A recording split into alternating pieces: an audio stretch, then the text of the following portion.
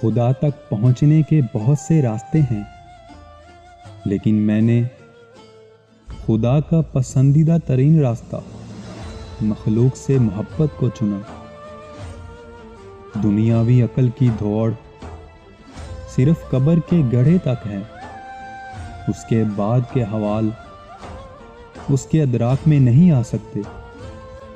وہ صرف انبیاء اور اولیاء بتا سکتے ہیں، جن کو عقل خداوندی حاصل ہے۔ انسان کا ظاہری جسم مچھر سے عاجز آ جاتا ہے، لیکن اس کی روح ساتوں آسمانوں کو گھیر لیتی ہے۔ جس شخص نے اپنے راز کو اپنے تک محدود رکھا، وہ جلد کامیابی کی منزل تک پہنچے گا۔